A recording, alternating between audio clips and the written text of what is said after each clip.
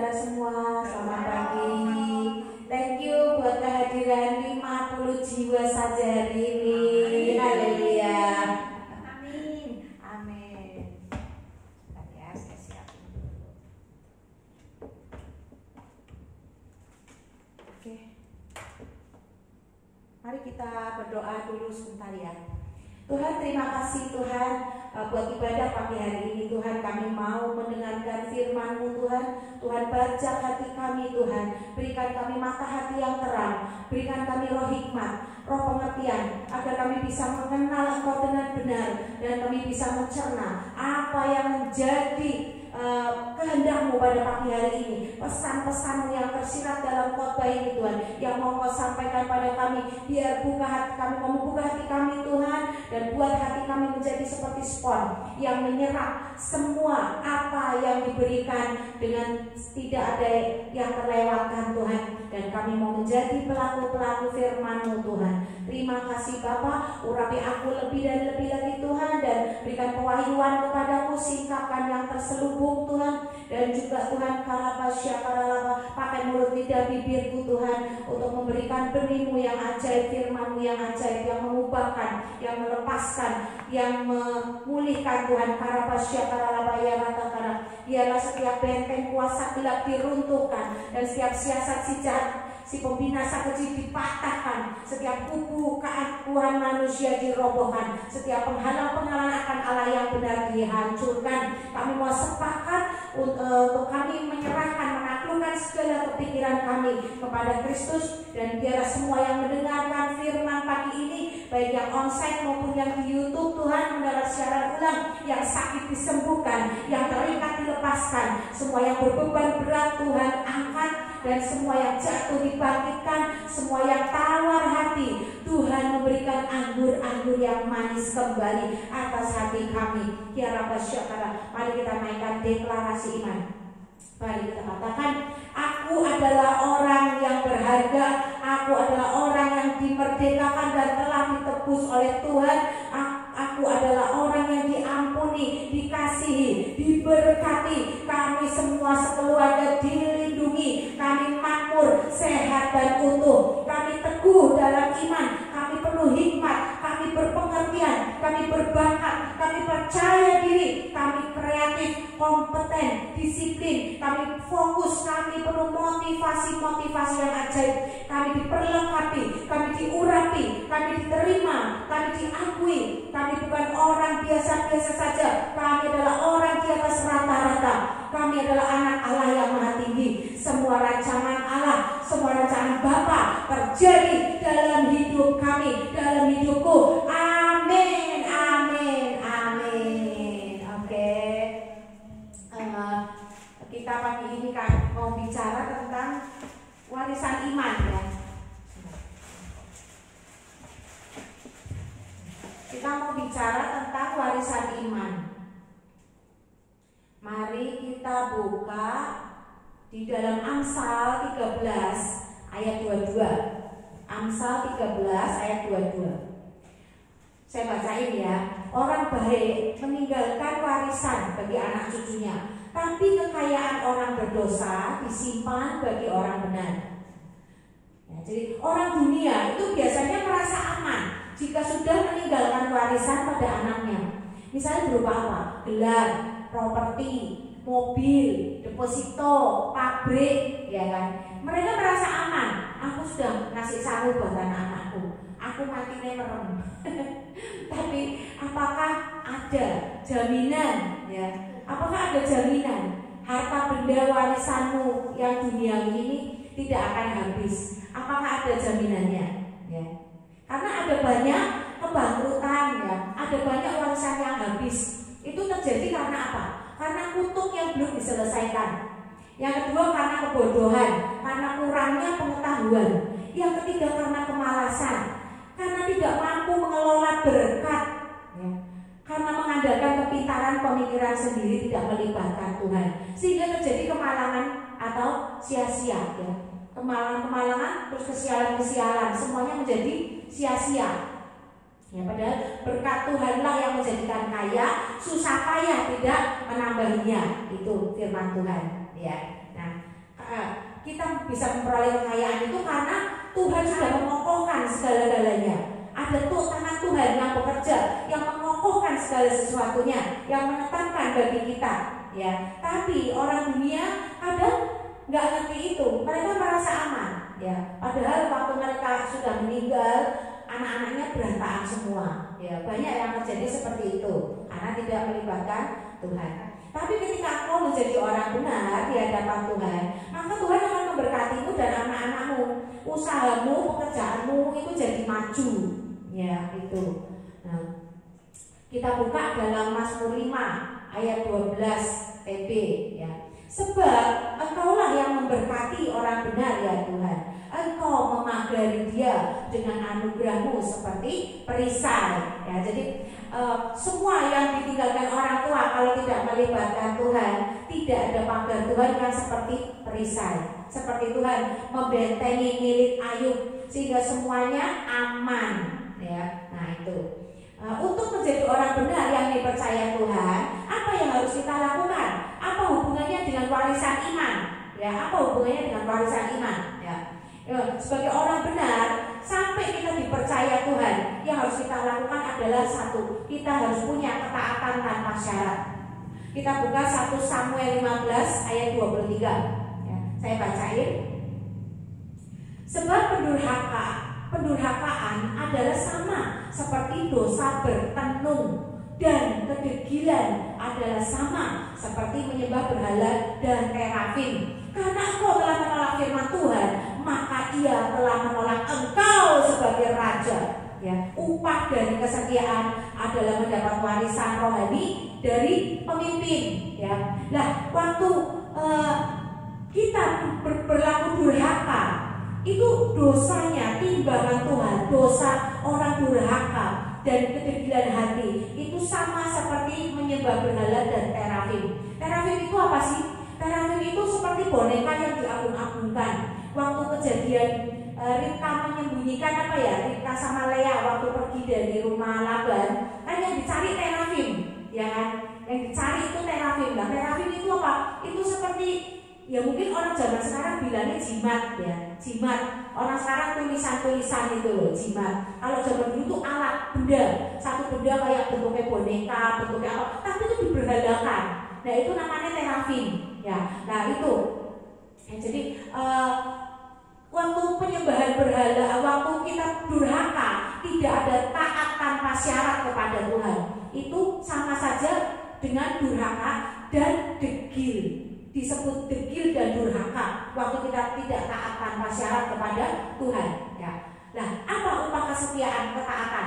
Adalah mendapat warisan rohani dari pemimpin. Ada banyak contohnya ya, upah ketaatan. Seperti Elisa, waktu dia taat kepada Elia, dia waktu Elia naik ke surga, dia mendapat 2 bagian jubahnya ya. Dia mendapatkan 2 bagian roh Elia ya, sampai dia bisa membelah sungai di depannya, sama seperti waktu Elia membelah sama seperti waktu kejadian Musa ya, membelah laut Teberau ya. Nah, Elia ini juga mempunyai karunia yang sama. Nah, waktu Elisa itu taat, Elisa bisa lebih bahkan dari Elia. Itu upah ketaatan ya, kesetiaan adalah mendapat warisan rohani dari pemimpin ya.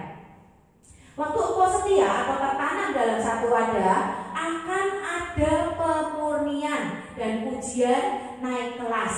Jika engkau taat, engkau akan naik level ya. Seperti orang yang sekolah. Orang sekolah itu kan dari kelas 1, nanti ada ujian, naik kelas 2, ujian lagi naik kelas 3, sampai kelas 6 dapat ijazah ya. Waktu lulus dapat ijazah itu dalam sistem hierarki rohani itu kita bisa naik jabatan ya. Yang tadinya aser bisa jadi naik mimbar, jadi singer, kalau dia bisa nyanyi jadi WL ya kan. Nah itu ya. Jadi ada otoritas yang gembala akan berikan kepada kita ya. Jadi orang yang bisa mau naik level itu harus setia dulu ya, dalam satu wadah masuk menjadi dimuridkan ya. Nah itu nanti akan dapat kekuatan pengurapan yang lebih besar lagi, misalnya jadi pendoa syafaat ya kan, yang mendoakan seluruh Indonesia, yang akan mendoakan bangsa-bangsa ya, itu. Jadi rohmu juga, kekuatan rohmu juga akan naik level ya. Yaitu apalagi waktu kita apa sih untuk menjadi orang yang dipercaya Tuhan, orang meninggalkan warisan iman, kita apa yang harus, keteladanan apa yang harus kita lakukan, keteladanan apa yang harus kita contohkan kepada generasi kita, yaitu upgrade pengetahuan firman, merenungkan firman ya. Amsal 6 ayat 23 itu berkata, karena perintah itu pelita dan ajaran itu cahaya, dan teguran yang mendidik itu adalah jalan kehidupan ya. Amsal 6 ayat 23 itu berkata begitu. Jadi kita harus merenungkan firman supaya kita bisa upgrade bagaimana pengetahuan kita tentang firman Tuhan. Kita harus upgrade seperti di pasal Amsal 6 ayat 23 ini ya. Disiplin, apalagi yang harus dilakukan, yaitu disiplin saat teduh dini hari ya. Itu akan melepaskan apa sih keuntungan saat teduh dini hari itu? Kenapa kita harus pagi ya? Waktu kita merenungkan saat teduh pagi hari itu biasanya kita akan bisa menangis di lawan Tuhan. Waktu kita menangis di lawan Tuhan itu biasanya ada kesembuhan yang terjadi. Yang saya alami dulu sebelum saya bertobat dan saya saat teduh tiap pagi itu, saya tuh kena sinus. Biasanya suka alergi, kena sinus ya, kena dingin sedikit saya bersin, kena makan kecentok makanan apa saya sakit, badannya demam. Waktu saya udah mulai bertobat dan saya mulai melakukan saat teduh setiap pagi, saya sembuh. Sembuh dari mana? Waktu saya nangis di lawan Tuhan, saya sisi, kan ingusan tuh kalau orang nangis. Nah, waktu ingus saya keluarin itu, wah kotoran-kotoran itu keluar. Saya buka tisu, ternyata ada banyak flek-flek yang keluar di tisu itu. Saya kaget, saya takjub. Nah, semenjak saya sering melakukan itu saat teduh dan banyak kotoran yang keluar waktu saya menangis, saya keluarin ingus, saya sembuh, saya jadi sembuh, alergi saya sembuh, sinus saya sembuh. Nah, terus bersih-bersih saya sembuh sendiri.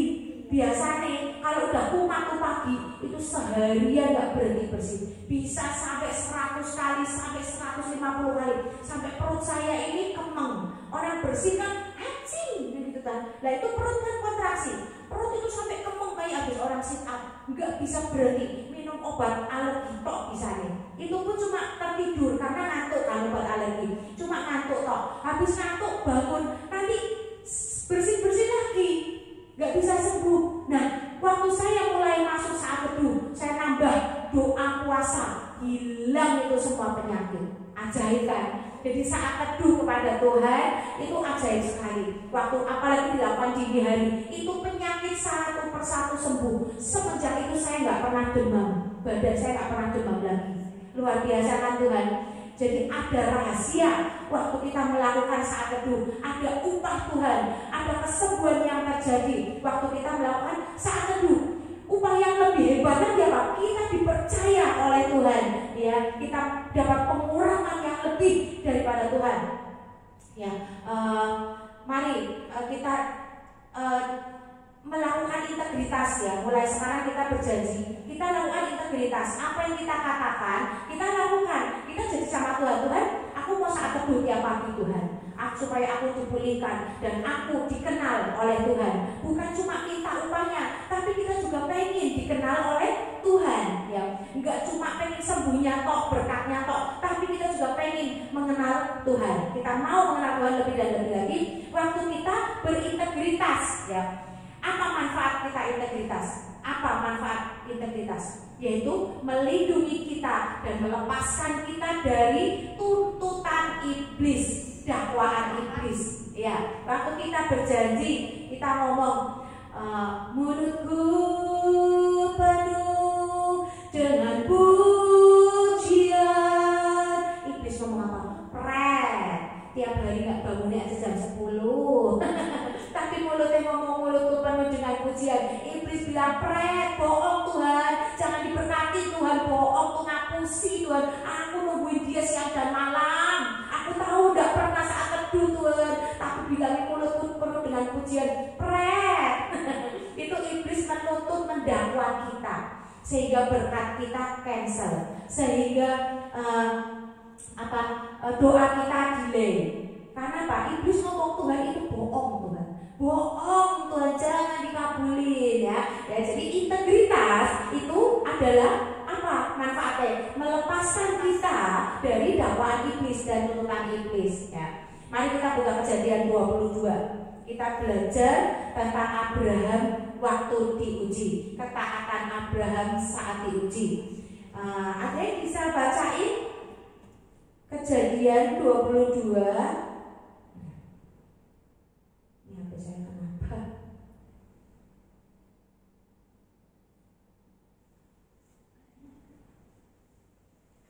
Yuk kita baca Kejadian 22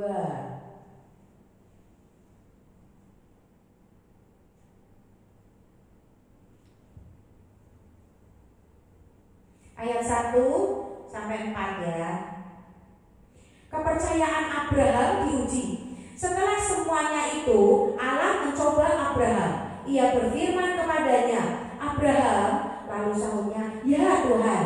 Firman-Nya, ambillah anakmu yang tunggal itu, yang kau kasihi, yakni Ishak. Pergilah ke tanah Moria dan persembahkanlah dia di sana sebagai korban bakaran pada satu gunung yang akan kukatakan kepadamu.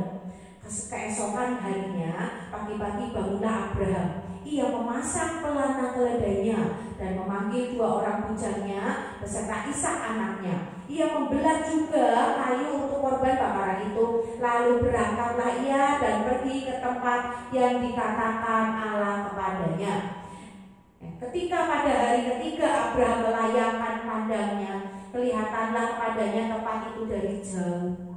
Abraham taat sampai dia besok pagi bangun pagi-pagi benar bawa bujangnya ya. Nah terus waktu dia mau menuju kepada tempat korban yang mau dibakar, bujangnya suruh di situ aja, jangan ikut. Ya. Jadi dia benar-benar meneguhkan hati taat sama Tuhan.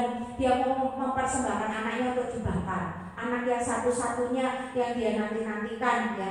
Kita bisa bayangin betapa sedihnya hati Abraham ya. Waktu anak satu-satunya yang dia nanti-nantikan sampai tua aja mau diminta Tuhan mau dibakar ya kan. Nah dia mesti sedih banget, tapi Abraham taat ya.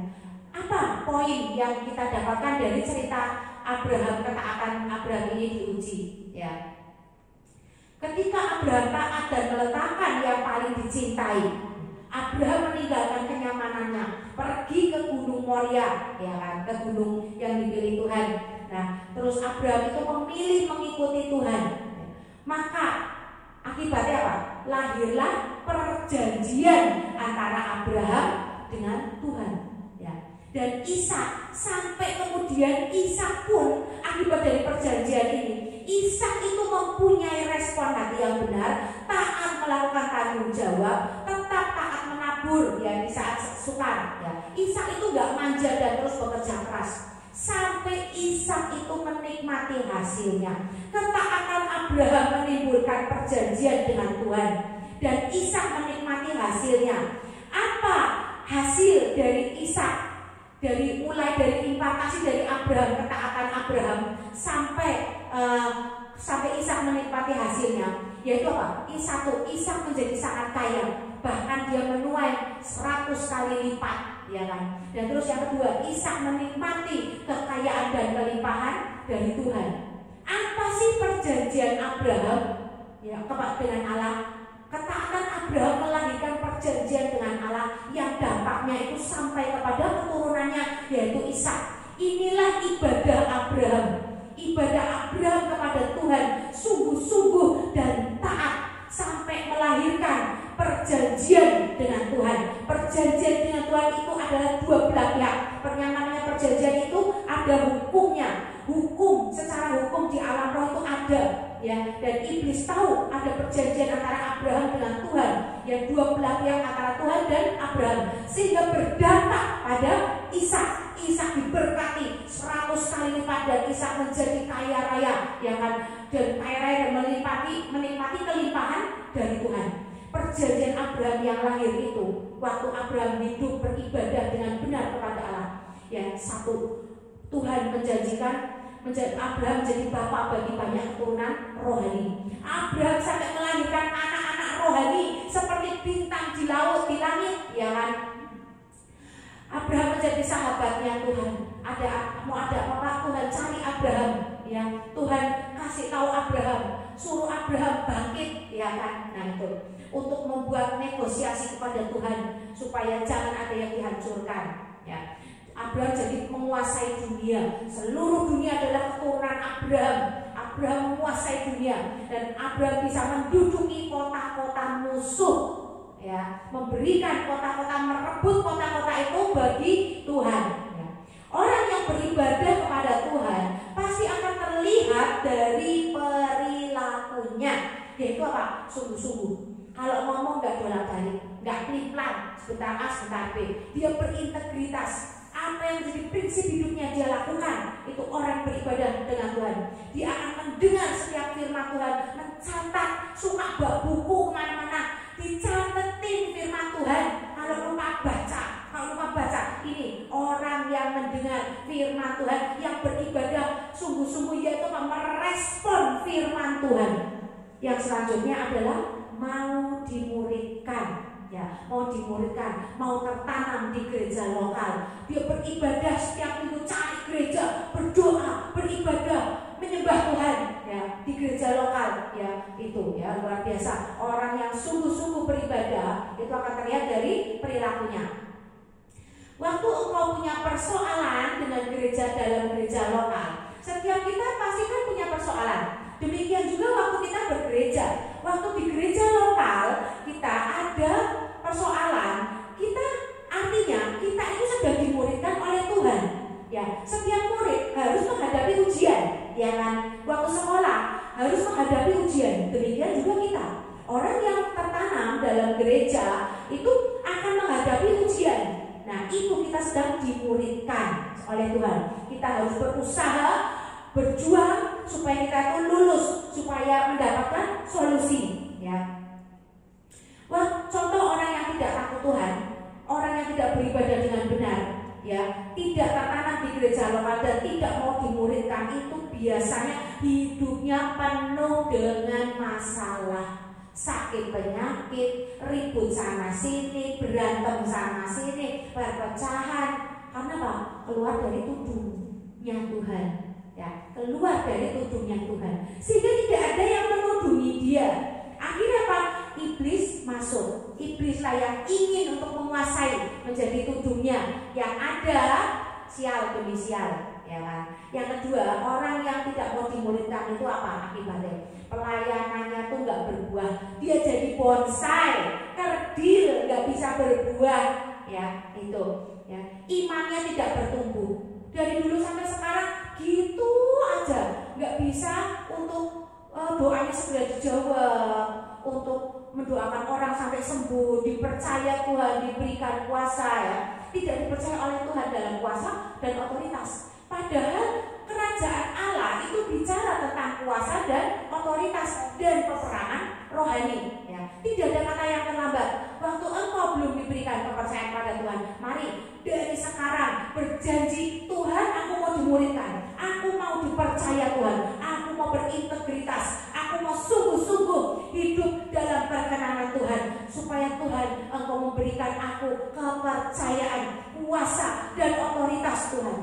Ya, itu ya, minta sama Tuhan supaya aku mampu melakukan peperangan rohani, mempertahankan apa yang sudah ada padaku, yang Tuhan titipkan, percayakan padaku, ya. Kita buka Yesaya 61 ayat 8. Tuhan itu mencintai hukum, ya. Di dalam Yesaya 61 ayat 8 dikatakan, sebab ada tertulis di dalam Yesaya 61 ayat 8, sebab aku Tuhan mencintai hukum dan membenci perampasan dan kecurangan. Aku akan memberi upahmu dengan tepat dan akan mengikat perjanjian abadi dengan kamu, ya. Jadi kita waktu menghadapi musuh, baik itu di alam roh maupun di bumi ini, di alam nyata, kita harus tahu hukum, ya. Kita harus tahu hukum, harus belajar hukum, yaitu apa? Firman Tuhan yang dikatakan, yang diajarkan dalam ibadah-ibadah, dalam pertemuan-pertemuan rohani. Di IFLC Tegal ada reading Bible setiap hari Sabtu, ada konsel setiap hari Kamis, ya. Kita juga bisa lewat chat WA, ya, tanya apa sih ini maksudnya, apa sih itu maksudnya. Kita bisa lakukan itu, ya. Untuk apa? Untuk kita mengetahui hukum dan kita lolos dari atas tuntutan iblis. Kita lolos, kita nggak bisa didakwa oleh iblis karena kita tahu apa yang menjadi hukum ketetapan Tuhan di dalam firman Tuhan yang di-sharingkan saat ibadah, saat pertemuan-pertemuan dalam ibadah, ya. Jadi ini ya, waktu kita mau melawan malaikat jatuh yang adalah iblis dan antek-anteknya, ya. Antek-antek iblis juga termasuk gerombolan iblis. Malaikat jatuh itu iblis dan pasukannya, ya. Kita harus menghadapi dengan hukum Tuhan, firman Tuhan, ya. Kalau enggak, dia enggak akan nurut. Waktu dia tahu, kita mengetahui hukum-hukum Tuhan, dia akan lari daripada kita. Karena kita, firman berkata, tunduklah kepada Allah dan lawanlah iblis, ya. Jadi kita melawan si pendakwa kita. Makanya kita harus berintegritas supaya kita dilepaskan dari dakwaan dan tuntutan iblis.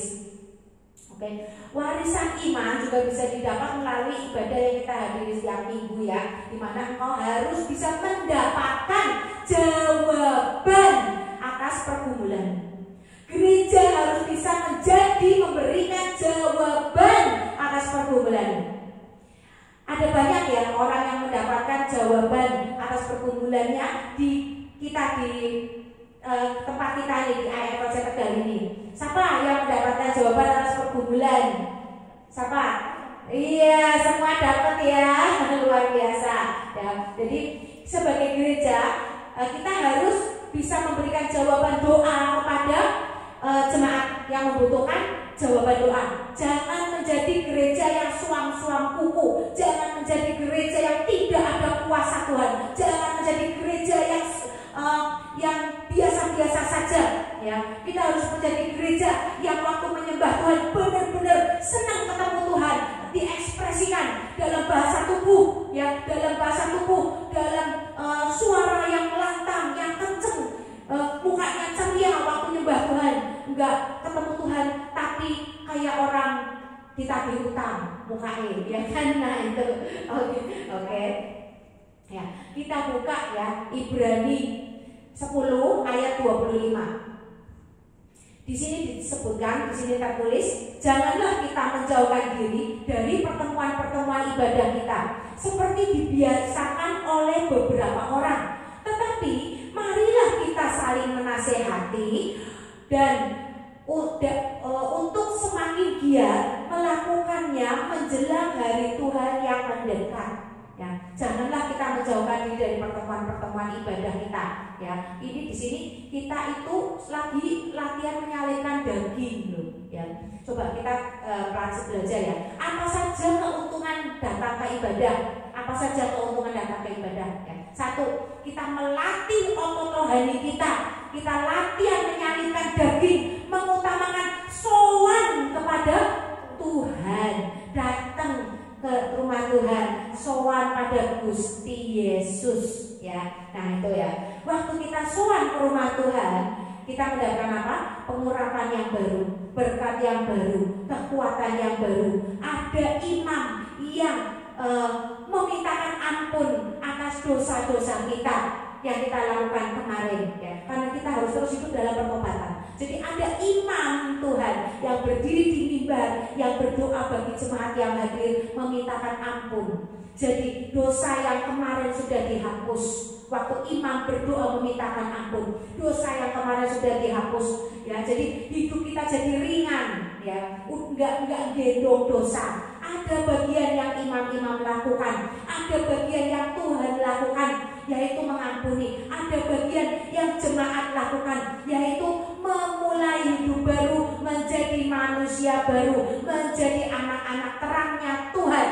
Ya, itu yang kita lakukan. Kita saling kompak, ya, melakukan bagian masing-masing sampai dapat terobosan, dapat jawaban atas pergumulan kita, sampai langit terbuka di atas kita, sampai Tuhan berkenan dan membela setiap kita. Ya, oke. Apalagi keuntungan yang ketiga, kita itu memperoleh kecerdasan rohani. Karena apa? Kita mengupas firman. Ya, jadi kita menjadi memperoleh kecerdasan rohani. Ya, kita mendapatkan jawaban doa atas pergumulan kita. Ya. Apakah kita semua mendapatkan jawaban doa atas pergumulanmu di gerejamu? Ya, dapat semua ya. Puji Tuhan. Oke ya. Terus apa lagi manfaatnya? Yaitu kita itu punya komunitas yang saling mendoakan. Yaitu apa? Didoakan di dalam doa syafaat. Ya, doa syafaat itu dahsyat kekuatannya. Ya, karena doa syafaat itu adalah orang-orang pilihan Tuhan yang rohnya kuat, biasanya masuk dalam doa syafaat, dan juga pengurapan Tuhan lebih dan lebih lagi. Ya, di situ Tuhan mendengar, ada pasukan malaikat bala tentara sorga yang mengawal mendengar setiap doa syafaat kita. Ya, karena doa kita adalah perintah di alam roh untuk malaikat-malaikat bala tentara sorga menggenapinya. Ada firman-Nya, yaitu yang berkata, ya, yang tertulis, bukankah mereka adalah pelayan-pelayan yang harus menyelamatkan orang-orang yang mereka adalah roh-roh yang diutus Tuhan untuk menyelamatkan orang-orang pilihan Tuhan. Itu pekerjaan malaikat, ya, perintah Tuhan. Mereka adalah roh yang diutus Tuhan untuk memberikan keselamatan, melayani orang-orang pilihan Tuhan. Ya, seperti yang tertulis di Mazmur 91 ayat 11 kalau nggak salah ya. Ia akan mengutus malaikat-malaikatnya, ya, untuk menantang engkau, ya kan. Ya, terus keuntungan lain lagi, kita tuh upgrade pengetahuan. Ya, kita upgrade pengetahuan firman karena kita bisa mendapatkan pesan-pesan Tuhan dalam ibadah ini.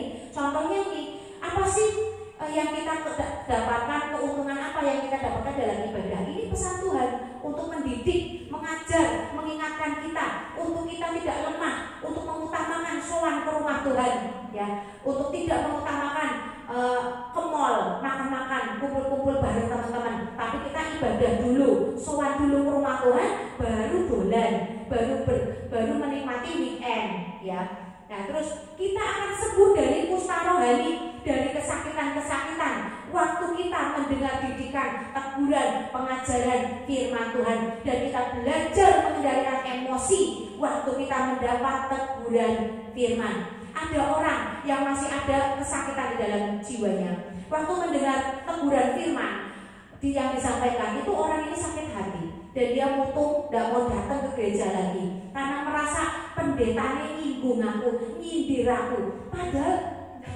iya, harusnya introspeksi ya. Nah, bahwa kita itu, wah, aku lagi ditegur Tuhan, kok sama ya kayak aku lagi ditegur Tuhan. Waktu kita ditegur, berarti Tuhan itu mengasihi kita, Tuhan mau menyelamatkan kita. Nah itu, ya. Tapi waktu tidak ada pengendalian emosi, iblis itu akan masuk.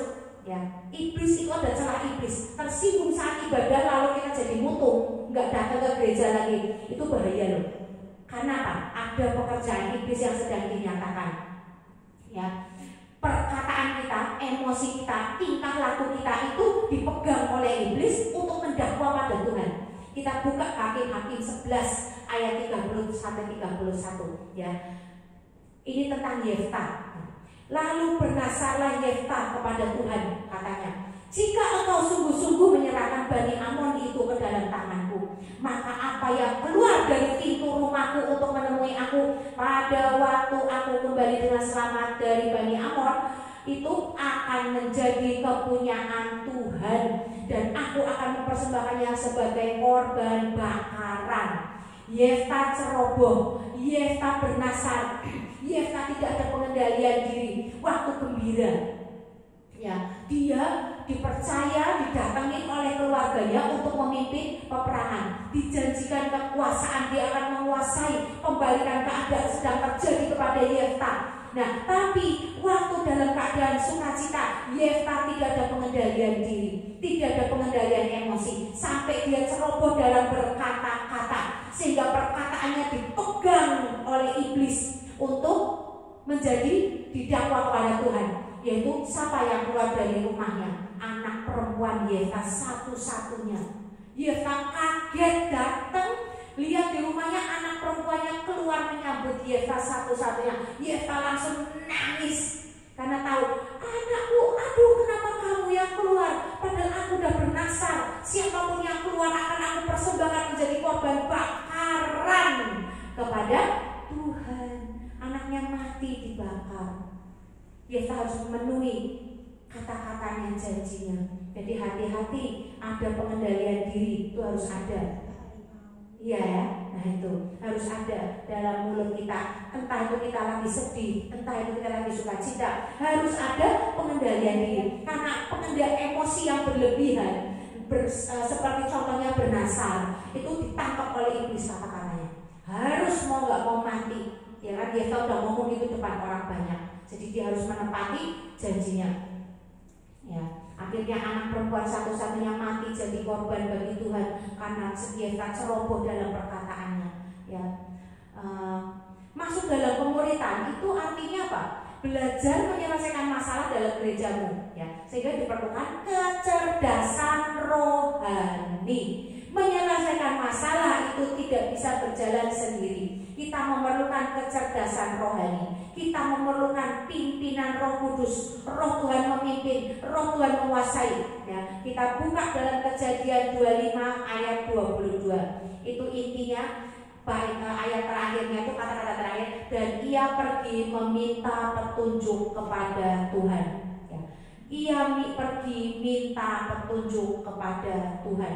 Waktu kita ada dalam pergumulan, waktu kita dimuridkan, waktu kita menghadapi masalah, ya, yang kita bingung harus gimana, harus datang kepada Tuhan, minta petunjuk kepada Tuhan. Seperti dalam Kejadian 25 ayat 22. Ya, ini yang dimaksud adalah kita harus cerdas secara rohani, jangan berjalan dengan kekuatan sendiri. Karena apa? Kenapa kita harus minta petunjuk kepada Tuhan? Sebagai contoh ya, ada banyak anak sulung yang harusnya berkatnya itu double porsi, tapi gagal dan gak bisa mendapat janji Tuhan karena tidak memiliki apa? Kecerdasan rohani, spirit of excellence itu gak ada. Akhirnya anak sulung ini gagal mendapatkan janji Tuhan, ya.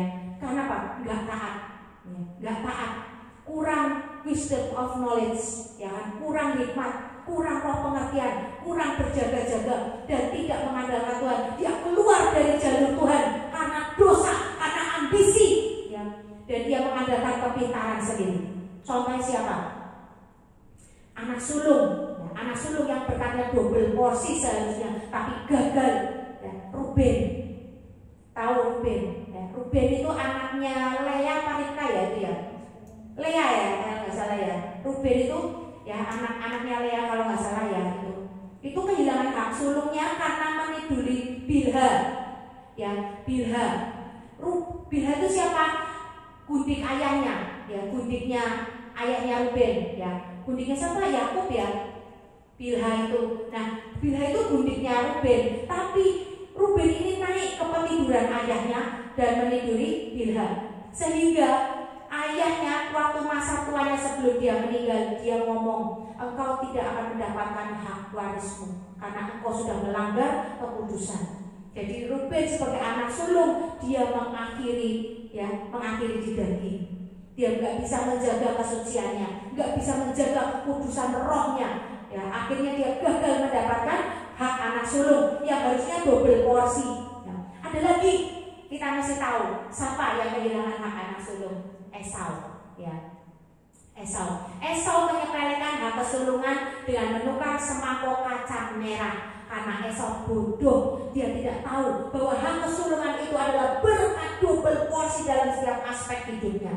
Tapi dia menukar dengan semangkok kacang merah karena bodoh, teledor, ceroboh, nggak tahu, ya kan, nggak tahu pengetahuan.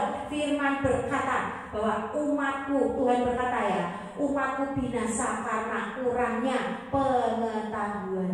Jangan sampai anak sulung kita tidak mendapatkan hak anak sulung, yaitu double porsi. Kawal anak sulung kita, mintakan terus ampun kepada Tuhan. Kawal dengan pengawalan malaikat, ya, rekayasa Tuhan, minta rekayasa Tuhan untuk anak kita, anak sulung kita dikawal, diberkati double porsi sampai anak sulung kita menerimanya genap. Ya, jangan sampai batal, tidak dapat berkat double porsi. Karena apa? Kurangnya pengetahuan. Waktu kita ada dalam ibadah, kita tahu cerita ini, kita akan berjaga-jaga. Oh, ternyata seperti ini ya, mengawal anak supaya anak sulung kita tidak gagal, tidak jatuh, ya, tidak akhirnya nggak bisa naik terbang tinggi. Karena apa? Orang tuanya nggak mau mengajar, ya, seperti Abraham mengajar Ishak. Dia bahkan mencarikan jodoh buat Ishak, ya. Dari tahun keluarganya Abraham sangat berhati-hati untuk memperlakukan Ishak supaya tidak melanggar kekudusan, tidak keluar dari panggilan Tuhan, dari jalur dan relnya Tuhan, sehingga Ishak kaya raya, sehingga Ishak menuai kelimpahan-kelimpahan. Karena apa? Dia ada di jalur Tuhan. Semua nubuatan, marifat atau apapun, ya, yang disampaikan kepada kita oleh nabi-nabinya Tuhan bisa terjadi waktu apa? Waktu kita tetap ada di jalurnya Tuhan. Waktu kita tertanam di gereja di mana marifat itu diperkatakan, disebutkan, kita tertanam di gereja, misalnya di AFLC, ada yang dinubuatin, kamu akan dipakai menjadi pengusaha kaya raya. Nah, waktu engkau tetap ada di gereja ini, tertanam, dimuridkan, setia, maka berarti engkau ada di rel yang benar. Engkau tertanam, enggak pindah ke sana ke sini, tapi engkau tetap di gereja ini, dimurnikan, diuji, apakah engkau kuat diuji, apakah engkau tidak murtad dan keluar meninggalkan gereja karena marah kepada Tuhan. Nah, ini penting banget, ya. Ini penting banget. Banyak orang yang nggak ngerti, harus tertanam, harus berada di jalurnya Tuhan, yang seperti semula mengikuti ujian Tuhan, ditempa menjadi emas yang murni, baru nubuatan itu akan bisa digenapi. Waktu belum ada penempaan, pengujian, pemurnian, tidak akan nubuatan itu terjadi. Karena di tengah jalan bisa putus dan keluar, ya kan, bisa melenceng, berbelok ke kanan ke kiri, ya. Itu nubuatan gak bisa dinyatakan terjadi, digenapi waktu melenceng ke kanan dan ke kiri, ya. Itu ya. Jadi kenapa kita perlu kecerdasan rohani, ya? Kita udah tahu ya, karena ada banyak anak sulung yang gagal waktu tidak cerdas rohani, nggak ngerti bagaimana mempertahankan, berjuang mempertahankan apa yang ada supaya meraih berkat itu, kita menerimanya sampai genap kita terima. Ya, kita buka Lukas 13 ayat 10. Dan sesungguhnya ada orang yang terakhir yang akan menjadi orang yang terdahulu, dan ada orang yang terdahulu yang akan menjadi orang yang terakhir. Artinya apa? Hanya orang yang taat dan setia, tertanam dan dimuridkan, dialah yang akan selamat dan menjadi pemenangnya. Inilah kenapa kita perlu memahami firman ini. Lukas 13 ayat 10. Ada banyak orang Kristen yang udah lama jadi Kristen, tapi akhir zaman ini menjadi suam-suam buku. Ada orang yang baru bertobat, tapi menjadi api yang besar menyambar. Ya, itu. Seperti contohnya apa? Pengerja-pengerja kebun anggur. Ada tuan yang memberikan upah yang sama. Siapa yang mengerjakan dari pagi tetap mendapat satu keping. Yang kerja mulai siang, waktu sore gajian tetap dapatnya satu keping. Yang datangnya sore cuma kerja beberapa jam tok, dapatnya juga satu keping. Orang yang sudah dahulu itu marah, yang sudah lama dari pagi kerja itu marah. Kok upahnya sama? Ya, nah ini firman ini Lukas 13 ayat 10. Ini artinya itu. Jadi kita harus bisa menjaga api kita, menjaga pengurapan kita, menjaga jalan tetap ada di rel Tuhan sampai Tuhan datang. Kita nggak ditinggal, kita itu rapture. Ya, ini yang terakhir malah menjadi yang pertama. Ya ini, ya kita harus waspada loh. Ini firman, ini pesan Tuhan. Ini menegur sekali. Waktu saya bergumul, saya tanya Tuhan, ini artinya apa Tuhan? Aku nggak ngerti. Tapi Tuhan, Roh Kudus bicara akan ayat ini. pelajari ayat ini. Saya bingung, Tuhan aku tidak ngerti. Waktu saya bergumul, lama-lama Tuhan memberikan pengertian, ya. Karena apa? Inilah perlunya kita upgrade pengetahuan melalui ibadah yang berkualitas. Bukan ibadah yang biasa-biasa aja, tapi ibadah yang berkualitas, yang kita ngerti, dibukakan hal-hal yang baru, yang rahasia, yang kita nggak mudeng jadi mudeng, yang kita tadinya nggak berjaga-jaga, waktu kita ngerti kita jadi berjaga-jaga. Karena apa? Jangan sampai kita ditinggal, ya, di akhir zaman ini, ya. Inilah yang namanya warisan iman. Ketika kita dimuridkan dalam ibadah sehingga kita berbuah 9 buah Roh Kudus, kita menjadi contoh dan teladan buat anak-anak kita, orang-orang di sekeliling kita, ya. Kita buka Lukas 18 ayat 8. Akan tetapi jika Anak Manusia itu datang, apakah ia mendapati iman di bumi ini? Nah, itu adalah tugas kita. Waktu Anak Manusia itu datang, apakah ia masih mendapati iman di bumi ini? Karena apa? Iblis akan menjegal kita. Jangan lupa, iblis akan menjegal kita. Jangan lupa, ya. Maka kita harus berjaga-jaga, sadar dan waspada. Mau ditegur, mau dididik dalam pertemuan dan ibadah-ibadah kita, ya. Apa saja jebakan iblis supaya iblis menginginkan kita jadi bonsai. Iblis menginginkan kita nggak berbuah. Apa sih jebakan-jebakan iblis? Ya, yaitu apa? Satu, kesombongan, merasa diri paling pintar, paling suci, paling hebat, paling itu jebakan iblis. Ya, ada di 2 Tawarik 26 ayat 16. Ya. 2 Tawarik 26 ayat 16. Cara mengeceknya itu gimana? Jebakan iblis ini, kita tuh kena jebakan iblis apa enggak? Cara mengeceknya gimana? Ya. Cara mengeceknya adalah waktu engkau dengar firman. Kita kan sudah sering nih datang ke ibadah. Waktu kita dengar firman, ada nggak kata-kata dalam hati kita? Halah, aku udah tahu cerita ini. Terus asik sendiri main handphone, asik sendiri bayangin, habis ini mau makan apa ya? Habis ini aku mau ke Guci, habis ini mau kuliner ini, kuliner itu. Nah itu cara mengecek apakah engkau ada kesombongan. Yang ada celah adalah itu celah iblis, ya. Waktu dengar firman, ada nggak di hati berkata, aku udah pernah dengar, aku udah tahu, aku udah pernah dengar, aku udah tahu. Nah, ini adalah teguran Tuhan, ya. Ya, jadi kita bisa mengeceknya, ya. Yang kedua adalah apa? Cara iblis menjegal, yaitu berubah setia. Berubah setia, menjadi pengkhianat dalam gereja kita, menjadi kurang ajar kepada gembala sidang kita. Itu sama aja dengan merusak pelayanan gereja, ya kan? Karena apa? Menjadi orang yang membuat huru-hara di dalam gereja, yang merusak pelayanan sehingga menjadi batu sandungan bagi orang lain, ya. Sehingga nama gereja kita menjadi jelek, ya. Itu berubah setia. Itu adalah jebakan iblis. Hati-hati, ya. Wahyu 17 ayat 14b itu berkata, mereka bersama-sama dengan Dia, Tuhan, juga akan menang. Yaitu siapa? Mereka yang terpanggil, yang telah dipilih, dan yang setia, ya. Balik lagi, dipanggil, dipilih, setia, ya. Setia itu apa? Berada di jalurnya Tuhan, ya. Apa yang di jalurnya Tuhan pokoknya, ya.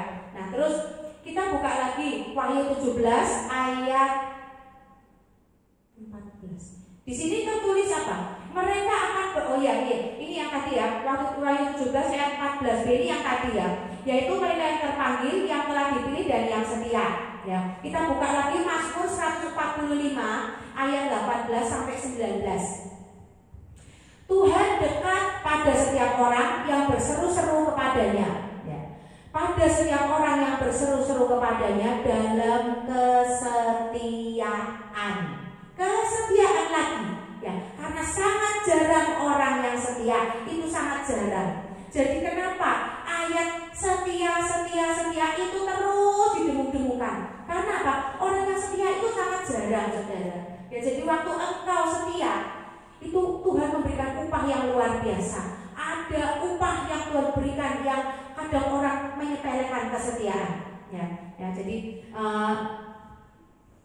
Jelas di sini ya. Dan ia melakukan kehendak orang-orang yang takut akan dia, mendengarkan teriak mereka minta tolong dan menyelamatkan. Jadi hati-hati, siapa orang yang paling berbahaya? Siapa orang yang paling berbahaya bagi kita? Yaitu orang yang dekat dengan Tuhan, orang yang duduk dalam kesetiaan. Karena di sini tertulis ya, ia melakukan, ia itu Tuhan melakukan kehendak orang-orang yang takut akan dia, mendengarkan teriak mereka minta tolong dan menyelamatkan mereka. Maka jadilah orang-orang yang taat, yang setia, yang mau dimuridkan. Oke? Ya, jadi pergilah berdoa waktu kita ada masalah, waktu kita ada pergumulan. Pergilah ke gereja, ke rumah-rumah ibadah, ikuti pertemuan-pertemuan ibadah, minta dimuridkan, minta dikonseling, lalu berdoa. Lakukan bagian kita, minta pewahyuan dan petunjuk kepada Tuhan, seperti yang kita bahas tadi di Kejadian 25 ayat 22. Oke, kita harus jadi cerdas rohani untuk bisa mewariskan iman, jadi contoh dan teladan, jadi suratan terbuka bagi orang-orang di sekitar kita, contoh dan teladan bagi anak-anak dan keluarga kita. Ya, oke. Mari kita berdoa.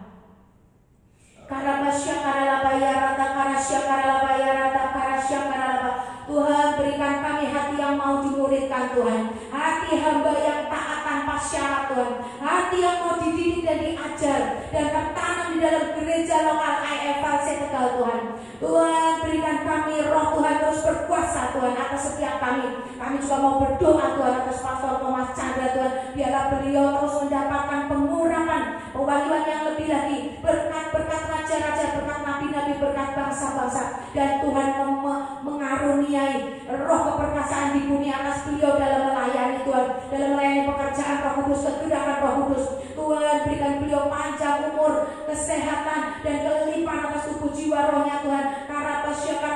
Kiranya diberikannya kepada beliau apa yang Kau kehendaki, apa yang beliau kehendaki, dan dijadikan Tuhan berhasil apa yang beliau rancangkan, dan dipenuhi Tuhan segala permintaan beliau oleh Tuhan. Dan kami percaya Tuhan, Engkau melindungi gembala sidang kami Pastor Thomas Chandra dan memelihara nyawanya, Engkau memelihara nyawanya sehingga ia disebut berbahagia di bumi. Engkau tak akan membiarkan beliau dipermainkan musuhnya. Tuhan, kami percaya Engkau membantu beliau di ranjangnya waktu sakit di tempat tidurnya. Engkau pulihkan sama sekali keadaannya dari sakitnya. Terima kasih Tuhan, kami juga mau berdoa bagi jemaat yang hadir di tempat ini maupun yang mendengar khotbah ulang pagi ini dalam YouTube. Tuhan, diberkati dengan semua yang mendengar, diberkati dengan berkat kebaikan Tuhan yang tidak pernah kami pikirkan, tidak pernah kami lihat dan kami dengar, dan dalam setiap aspek hidup kami Tuhan. Tuhan, Engkau pun akan meluputkan kami semua Tuhan dari segala sakit penyakit. Tuhan memelihara nyawa setiap kami dan kesehatan kami. Shalom, damai sejahtera dan sukacita terus mengalir dalam setiap aspek hidup kami ya Bapa. Dan terus berikan kami mata yang terang Tuhan, biarlah kami mengenakan terang Kristus dalam setiap pikiran kami, keputusan kami dalam setiap jiwa kami Tuhan. Dimateraikan firman pada pagi hari ini, dimateraikan. Terima kasih Bapa, terima kasih Yesus, terima kasih Roh Kudus. Haleluya, puji Tuhan.